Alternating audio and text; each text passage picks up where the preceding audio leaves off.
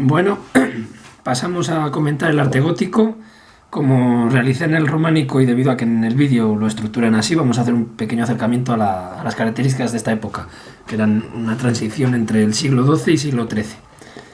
En Europa, ya que bueno, es un estilo perdón, que al igual que el estilo románico es característico y posee características, hay una uniformidad en toda Europa. Vamos a hablar de Europa en esta época. En Europa se produjo un cambio económico y social. La verdad que fue como dar un paso adelante después de esos dos pasos hacia atrás que ocurrió en esta época medieval. No existían tantas batallas, no se producían tantas guerras y bueno, pues parece que es una época de prosperidad que luego va a dar al arte renacentista. Hay otro dato que es importante destacar, que es que las ciudades renacen. Los burgos, al igual que en Roma, pues aquí vuelve a suceder. Es como que la época medieval es un intervalo en nuestra historia. Y este poder, el poder de la sociedad, se traslada a la burguesía urbana, una nueva categoría social. Bueno, en líneas generales decir que es un arte más real, más refinado, desde mi opinión y bueno, yo creo que desde la opinión de mucha gente es más bonito. Luego, una vez hecho este pequeño resumen de la época, vamos a hablar de la arquitectura, como siempre, pintura y escultura. Dentro de la arquitectura, destacar la catedral gótica. La arquitectura se desarrolla en Francia y desde ahí se traslada al resto de Europa. La catedral gótica es la iglesia de la ciudad, del burgo.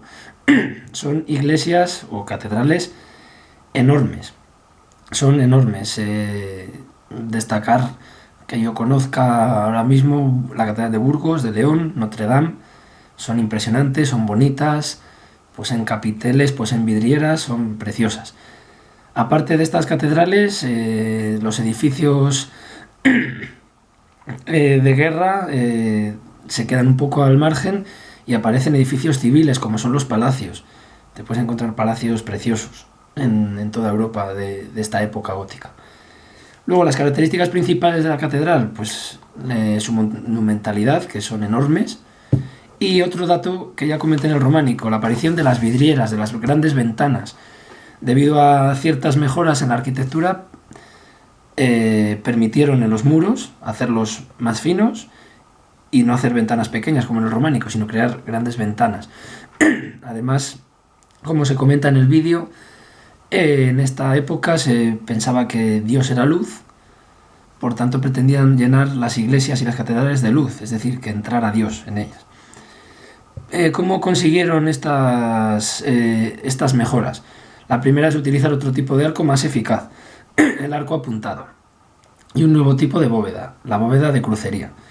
Y aparte, los pilares no eran los cruciformes típicos del románico, sino fasciculados, que son más complejos y permitían dar una mayor estabilidad. Aparte, en los exteriores existen contrafuertes y arbotantes que liberan de mucho peso al muro, permitiendo poner estos ventanales. Decir que estos contrafuertes y arbotantes quedan muy bien y dan un toque muy bonito a las catedrales desde fuera. La planta sigue siendo de cruz latina. Lo único que se abre en tribunas y triforios, da un aspecto más amplio, con más luz, más bello. Luego, aparte de estas catedrales y de esta arquitectura, vamos a hablar también de la escultura, de las artes plásticas. Son más naturalistas, más reales, más refinadas. Se recuperan las características del arte clásico. Fue como lo que hemos dicho, un intervalo, y ahora se vuelve a recuperar. Y además hay que decir que la escultura juega un papel importante dentro de estas catedrales y demás edificios. La escultura sale del marco arquitectónico, ya no simplemente está metido en los propios edificios, y es una escultura mucho más variada en su temática. No es como en la época medieval y románica, que es todo lo mismo, contar la historia de las escrituras.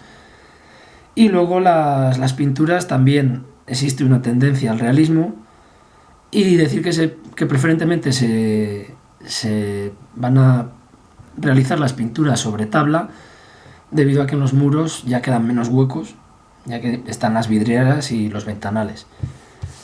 Y bueno, esto es un poco el resumen del arte gótico. Destacar como opinión personal, me parece precioso. La Catedral de León, estudié allí 6 años la carrera.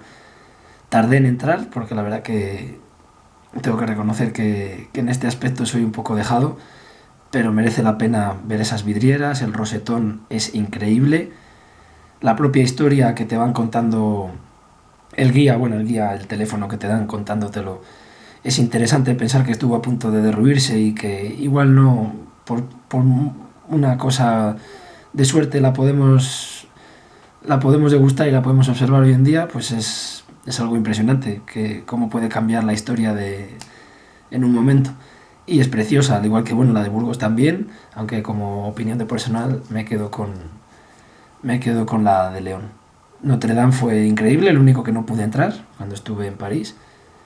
Y decir que, al igual que comenté que el arte románico me resultó más trivial y más mundano, el arte gótico la verdad que me parece muy interesante. Es impresionante cómo construían y cómo construían esas catedrales, cómo desarrollaron esos estudios. Y claro, bueno, que murió mucha gente construyéndolos es lógico, pero al igual que en la época de los egipcios es difícil de pensar cómo pudieron construirlos. Me leí un libro de Ken Follett, Los pilares de la tierra, que yo creo que está muy relacionado con esta época medieval y esta época gótica de las catedrales, y al ver el vídeo y las explicaciones de clase me trae recuerdos de lo que yo me imaginaba al leerlo. Y simplemente decir que merece la pena ir a visitar diferentes catedrales y otros edificios de esta época. Gracias.